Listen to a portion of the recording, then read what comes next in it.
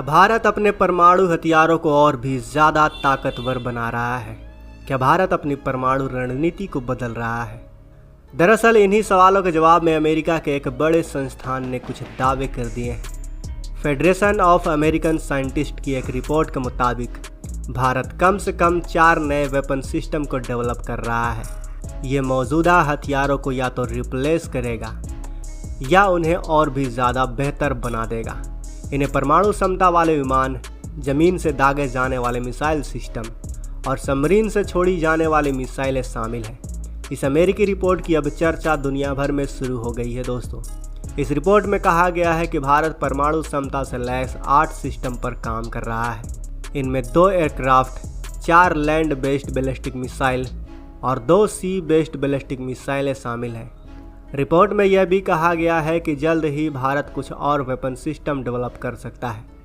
Federation of American scientist की report में सबसे खास बात यह है कि भारत की परमाणु रणनीति का फोकस अब चीन पर बढ़ता जा रहा है। पहले यह रणनीति पाकिस्तान को ध्यान में रखते हुए बनाई जाती थी।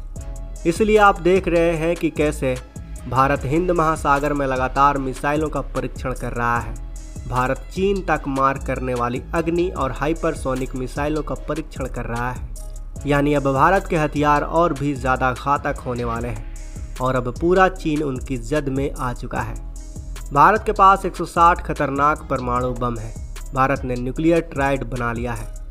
न्यूक्लियर ट्राइड का मतलब है कि भारत अब जमीन, आकाश और समुद्र से परमाणु हमला करने में सक्षम हो चुका है।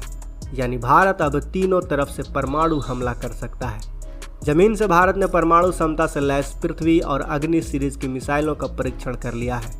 समंदर में भारत आईएनएस अरिहंत सबमरीन से परमाणु हथियारों से लैस मिसाइल भी दाग चुका है। इसके अलावा आसमान से सुखोई, मिराज, जगुआर और राफेल लड़ाकू विमानों से परमाणु ग्रेविटी बम भी दागे जा सकते हैं। भारत अब अपनी तैयारियां पाकिस्तान नहीं, चीन को ध्यान में रख कर रहा है। इसका पहला संकेत तब मिला जब कुछ साल पहले भारत ने पहली माउंटेड स्ट्राइक कोर को बनाने की घोषणा की थी।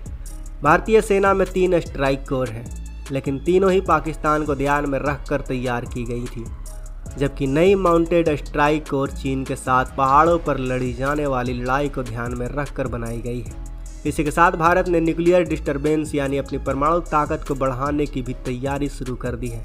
भारत के पास इस समय फाइटर जेट, जमीन पर तैनात मिसाइल और सबमरीन तीनों ही तरह से लॉन्च करने वाली बैलिस्टिक मिसाइलें हैं जो परमाणु हथियार ले जा सकती हैं। भारत के पास इनमें कम से कम 2 न्यूक्लियर सबमरीन हैं जो बैलिस्टिक मिसाइलों से लैस है और दुनिया में कहीं भी परमाणु हमला कर सकती हैं।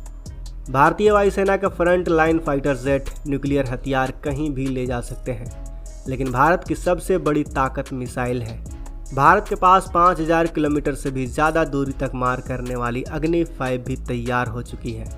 ये सारी मिसाइलें न्यूक्लियर हमला कर सकती हैं। फाइटर जेट, सबमरीन और मिसाइल तीनों के परमाणु हथियारों से लैस होने के बाद भारत का ट्राइड यानी तीनों ही तरह से हमला करने वाला त्रिशूल तैयार हो गया है।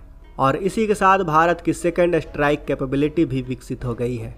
यानी पहला परमाणु हमला होने के बाद दूसरा हमला करने की ताकत।